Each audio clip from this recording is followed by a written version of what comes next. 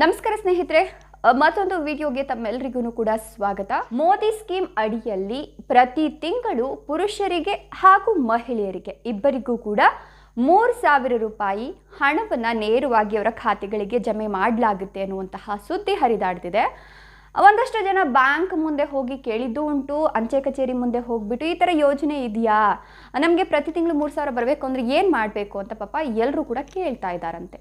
ಹಾಗಾದರೆ ಯಾವುದಾದ್ರು ಮೋದಿ ಸ್ಕೀಮ್ ಯೋಜನೆ ನಿಜಕ್ಕೂ ಕೂಡ 3,000 ರೂಪಾಯಿ ಬರುತ್ತಾ? ಯಾರಿಗೆಲ್ಲ 3,000 ರೂಪಾಯಿ ಬರುತ್ತೆ? ಈ ಯೋಜನೆ ನಿಜಕ್ಕೂ ಇದೆಯಾ? ಇದರ ಬಗ್ಗೆ ಕಂಪ್ಲೀಟಾಗಿ ತಿಳಿಸ್ಕೊಡ್ತಾ ಹೋಗ್ತೀನಿ. ಅದಕ್ಕಿಂತ ಮೊದಲು ನೀವೇನ ನಮ್ಮ ಚಾನಲನ್ನು ಸಬ್ಸ್ಕ್ರೈಬ್ ಮಾಡಿಲ್ಲ ಅಂದರೆ ದಯವಿಟ್ಟು ನಮ್ಮ ಚಾನಲನ್ನು ಸಬ್ಸ್ಕ್ರೈಬ್ ಮಾಡ್ಕೊಳ್ಳಿ. ಹಾಗೆ ಪಕ್ಕದಲ್ಲಿ ಬರ್ತಕ್ಕಂಥ ಬೆಲ್ ಐಕಾನ್ ಮೇಲೆ ಕ್ಲಿಕ್ ಮಾಡಿಕೊಂಡ್ರೆ ನಾನು ಮಾಡ್ತಕ್ಕಂಥ ಎಲ್ಲ ವಿಡಿಯೋದ ಅಪ್ಡೇಟ್ಸ್ ಉಚಿತವಾಗಿ ನಿಮ್ಮ ಮೊಬೈಲನ್ನು ತಲುಪ್ತಾ ಹೋಗುತ್ತೆ. ಸ್ನೇಹಿತರೆ, ಕಳೆದ ಒಂದಷ್ಟು ದಿನದಿಂದ ಪಾಪ ಒಂದಷ್ಟು ಜನಕ್ಕೆ ಗೊತ್ತಿಲ್ಲ.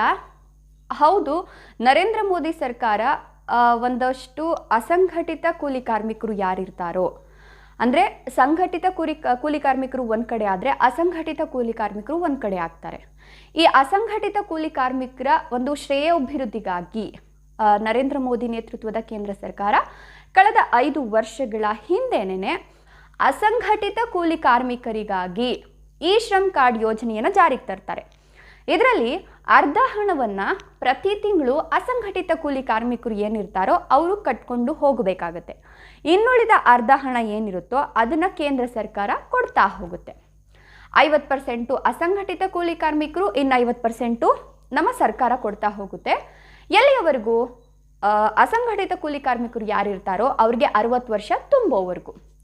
60 ವರ್ಷ ಆದ ನಂತರ ಈ ಕೂಲಿ ಕಾರ್ಮಿಕರು ಏನು ಹಣವನ್ನು ಸೇವ್ ಮಾಡಿರ್ತಾರೋ ಅದಕ್ಕೆ 50% ಸೇರಿಸಿ ಪ್ರತಿ ತಿಂಗಳು ಕೂಡ 3,000 ಪಿಂಚಣಿ ರೂಪದಲ್ಲಿ ಹಣವನ್ನು ನೀಡಬೇಕು ಅಂತ ಹೇಳಿಬಿಟ್ಟು ಈ ಶ್ರಮ್ ಕಾರ್ಡ್ ಯೋಜನೆಯನ್ನು ಜಾರಿಗೆ ತರುತ್ತೆ.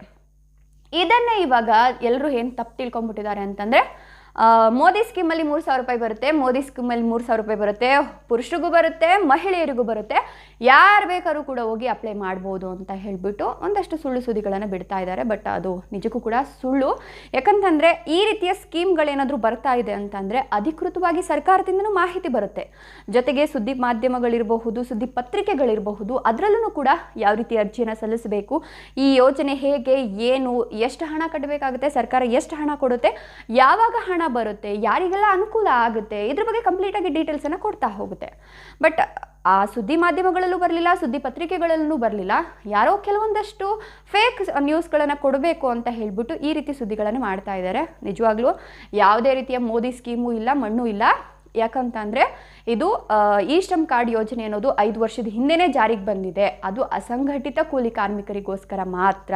ಸೊ ಎಲ್ರಿಗೂ ಕೂಡ ಹಣ ಬರೋದಿಲ್ಲ. ಹಾಗಾಗಿ ಈ ಥರ ಸುಳ್ಳು ಸುದ್ದಿಗಳಿಗೆ ಯಾರು ಕೂಡ ತಲೆ ಕೆಡಿಸ್ಕೊಳ್ಳೋಕೆ ಹೋಗಬೇಡಿ. ಯಾಕಂದರೆ ಸರ್ಕಾರದಿಂದ ಯಾವುದಾದ್ರೂ ಒಂದು ಸ್ಕೀಮ್ ಬರ್ತಿದೆ ಅಂತಂದರೆ ಅದಕ್ಕೆ ಅಧಿಕೃತ ಆದೇಶ ಅನ್ನೋದು ಸಿಕ್ಕೇ ಸಿಗುತ್ತೆ.